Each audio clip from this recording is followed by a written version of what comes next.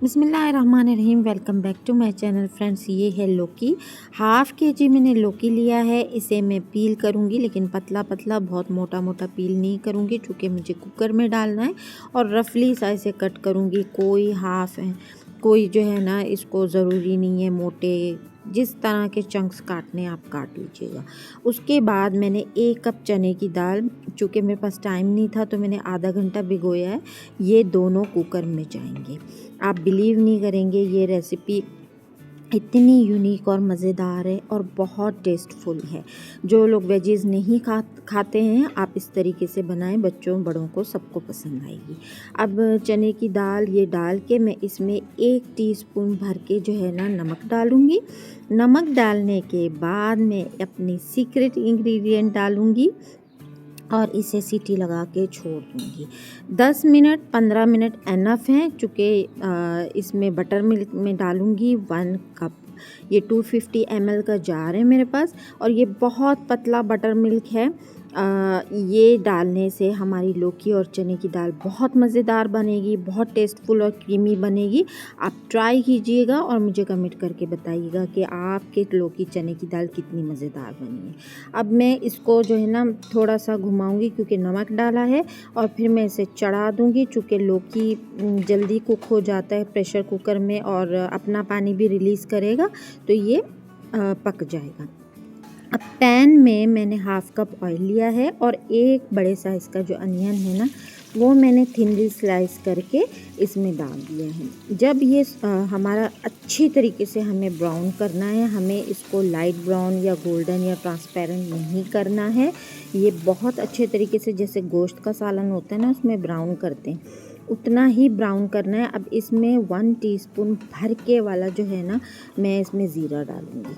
जैसे ही ये ब्राउन होगा तो इसमें मैं 1 टेबलस्पून जो है लहसुन अदरक का पेस्ट डाल दूँगी। ये देखें, अच्छे तरीके से ब्राउन हुआ तो मैंने फ़ौरन लहसुन अदरक का पेस्ट डाला है। इस पॉइंट पे अगर मेरी रेसिपी पसंद आए तो रेसिपी को लाइक करें, शेयर करें, चैनल को भी सब्सक्राइब करें और बेल के आइकन को भी प्रेस करें, ताकि आप लोगों को इसकी नोटिफिकेशन मिलती रहे। साथ में मुझे एक कमेंट भी करें, ताकि मुझे आइडिया हो कि मेरी रेसिपी आपको कितनी पसंद आई है।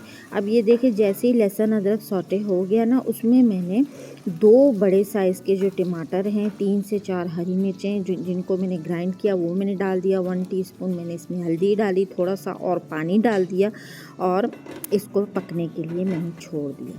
जैसे ही इसका पानी ड्राई हो गया, अब मैं इसे भूनूंगी और बहुत अच्छे तरीके से भूनूंगी। भून के फिर जाएंगे मसाले में 1 टीस्पून ज़ीरा पाउडर, 1 टेबलस्पून करी मसाला पाउडर और हाफ़ टीस्पून गरम मसाला पाउडर डालें।